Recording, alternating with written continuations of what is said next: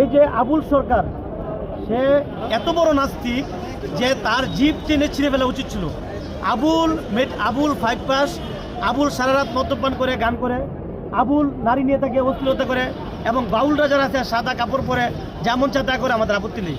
কেউ বাউল শিল্পী, কেউ পল্লীগীতি, কেউ ভাটিয়া, কেউ রবীন্দ্রনাথ, কেউ নজরুল গীতি, কেউ আধুনিক শিল্পী, কেউ ডাক্তার, কেউ ইঞ্জিনিয়ার, কেউ প্রফেশন, আমরা আইনজীবী, সবার প্রফেশন আছে। সকলের প্রফেশনকে আমরা খাটো করে দেখছি না, শ্রদ্ধা করছি। কিন্তু প্রশ্ন হলো, সে মহান আল্লাহকে নিয়ে কটূক্তি করেছে।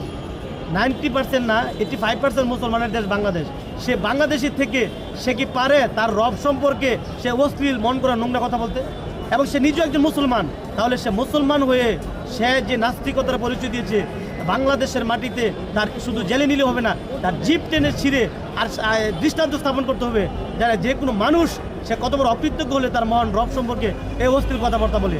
আর ইদানিং আমরা দেখেছি যে ফরহাদ মাজার আরেক মুনতাসির মামুন এবং শাহরিয়ার কবিরের মতো ভূমিকা অবতীর্ণ হয়েছে।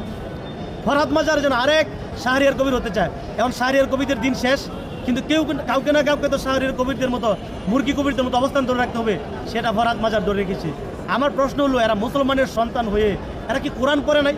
এরা কি হাদিস পড়ে নাই? এরা কি রাসূল সাল্লাল্লাহু আলাইহি ওয়াসাল্লামের জীবনী চার পড়ে নাই? তাহলে পড়লে এরা কীভাবে ইসলাম সম্পর্কে এমন বাজে কথাবার্তা বলে? আজকে এই আবুল নাকি বাবুল, সে আল্লাহকে নিয়ে যে নোংরা ভাষার কথা বলেছে, এটার প্রতিবাদ কি শুধু আলেম সমাজ করবে কেন? মাদ্রাসার ছাত্ররা করবে কেন? এটা সকল মানুষের করা উচিত। আল্লাহ তাআলা তো সকলের রব, এমন কোনো ধর্ম বর্ণ ভিত্তিতে সকলের রব আল্লাহ। এবং ইসলাম হলো কি পৃথিবীর শ্রেষ্ঠ অন্যতম একটি ধর্ম। 80% মুসলমানের দেশ বাংলাদেশ। তো এই দেশের থেকে সে আল্লাহকে নিয়ে কটূক্তি করছে, কোনো ব্যক্তিকে নিয়ে নয়। সে হাসিনা বা শেখ হাসিনা বা অন্য কোনো প্রার্থীকে নিয়ে নয়, সে সরাসরি আল্লাহকে নিয়ে অশ্লীল কথাবার্তা বলেছে। তার প্রতিবাদ তো সারা বাংলাদেশের মানুষ করা উচিত। আলেম সমাজ প্রতিবাদ করেছে, আলেম সমাজকে আমরা ধর্মানন্দ, বিএনপি বলছে ধর্মানন্দ। আমার খুব অবাক হই যে সারা জীবন আমরা বিএনপি করেছি, যারা ওখানে গিয়েছে এরা তো সচেতন আলেম সমাজ, যারা ধর্মপ্রেমী, ইসলাম প্রেমী, আল্লাহকে ভালোবাসে, তারা না ধর্ম অন্ধতর কি হলো? কেউ আল্লাহকে নিয়ে কটূক্তি করে, আল্লাহকে বাজে কথা বলে, রাসূলকে বাজে কথা বলবে, আর প্রতিবাদ করলে আমি ধর্মানন্দ। তাহলে আল্লাহকে নিয়ে কটূক্তি করে কি ভালো? এনসিপি দেখলাম প্রতিবাদ করেছে, এনসিপি বাবুলদেরকে আঘাত করার কারণে এনসিপি প্রতিবাদ করেছে, এবং অনেকেই প্রতিবাদ করছে। তাহলে আল্লাহকে নিয়ে কটূক্তি করেছে, আল্লাহকে নিয়ে গালি দিয়েছে, আপনাদের হৃদয়ে লাগেনি। কিন্তু বাবুলদেরকে এখানে হেনস্থা করেছে, আপনাদের গায়ে লেগে গেছে। এতে প্রমাণ হয় বাংলাদেশটাকে আমরা কোন দিকে নিয়ে যাচ্ছি। আমরা মুসলমান হওয়ার শর্ত আমরা আমাদের ধর্মের সাথে গাদ্দারি করছি।